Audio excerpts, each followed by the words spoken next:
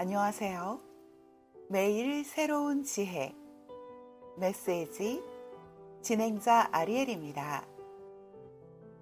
오늘은 김종원 작가님의 저서 시보다 좋은 엄마의 말은 없습니다 중에서 인성과 선함의 중요성에 대해 일깨워 주는 법 읽어드리도록 하겠습니다. 먼저 베토벤의 시인데요. 죽음보다 더 나은 것을 택하라. 사람은 선한 일을 할 때는 절대 죽음을 생각해서는 안 된다. 언제나 선한 일을 하면서 삶의 보람을 찾아야 한다. 인간은 선한 일을 할 수 있는 한 스스로 인생을 포기해서는 안 된다. 라는 근사한 글을 읽지 않았더라면 나는 이미 이 세상 사람이 아니었을 것이다.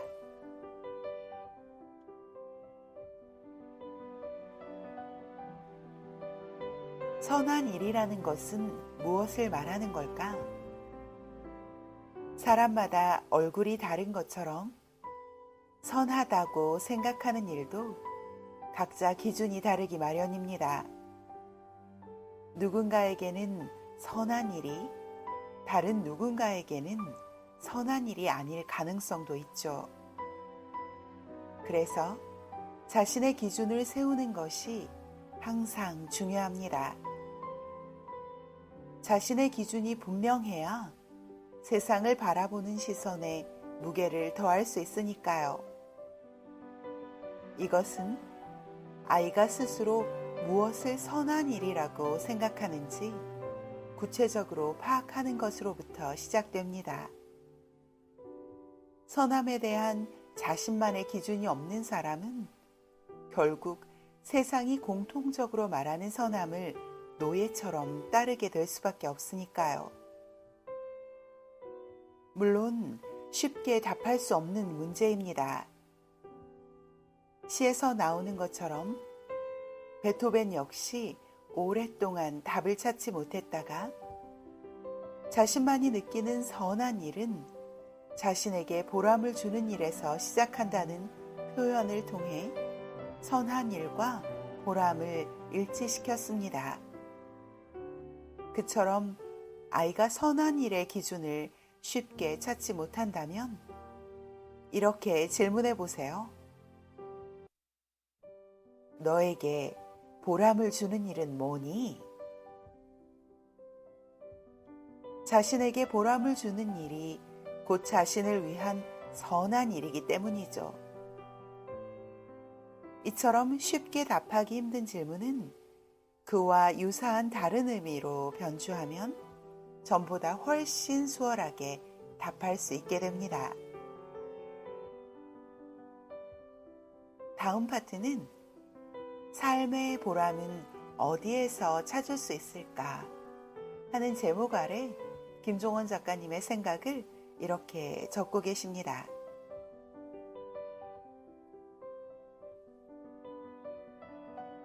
시대가 많이 변해서 요즘에는 어른과 마찬가지로 나는 행복하지 않아. 행복하려면 대체 무엇을 해야 하는 거지? 라는 고민으로 하루를 보내는 아이들이 생각보다 많습니다. 아마 넌 행복하니? 라고 물으면 쉽게 답하지 못하는 아이가 많을 겁니다. 삶의 보람을 찾아 행복을 느끼려면 대체 어떻게 해야 할까요? 저는 산책을 하는 것이 좋다고 생각합니다. 산책을 하는 다양한 이유가 있겠지만 가장 중요한 이유 중 하나는 시시각각 변화하는 자연과 공간을 관찰하며 배우기 위해서라고 볼 수 있습니다. 산책하면서 아이에게 아래의 질문을 순서대로 해보세요. 넌 나무를 보면 어떤 생각이 드니? 아이가 자신의 생각을 답하면 다시 이렇게 질문해 보는 겁니다. 그럼 네가 어제 본 나무와 오늘 본 나무는 같은 나무일까? 자연은 끊임없이 변화하며 멈추지 않고 흐르기 때문에 우리는 같은 순간을 두 번 맞이할 수 없다는 사실을 알려주는 질문입니다. 어려운 말이 아닙니다. 같은 공간에 있다고 생각하지만 늘 다른 공간에 있다는 사실을 알려주는 게 좋습니다. 강물과 바다를 예로 알려주면 더욱 이해가 빠릅니다. 물은 계속 여기저기로 흐르기 때문에 같은 물은 두 번 다시 만날 수 없지요. 이런 질문과 산책의 과정을 통해 지금 이 순간은 오직 지금만 즐길 수 있는 것이니 늘 최선을 다하는 것이 곧 보람으로 이어진다는 사실을 아이에게 자연스럽게 알려줄 수 있습니다. 물론 아이는 그 사실을 깨닫기 위해서 시간이 많이 필요할 수도 있습니다. 그렇다고 그 사실을 억지로 주입하지는 마세요. 산책과 질문, 그리고 관찰을 반복하면 저절로 알게 되는 사실이니까요. 꼭 아이의 때를 기다려주세요. 기다릴 만한 가치가 충분한 일입니다. 지금까지 김종원 작가님의 시보다 좋은 엄마의 말은 없습니다 중에서 아이들을 위한 인성과 선함의 중요성에 대해 일깨워주는 법 읽어드렸습니다. 오늘 메시지 매일 새로운 지혜에서는 아이들을 위한 내용을 읽어보았는데요.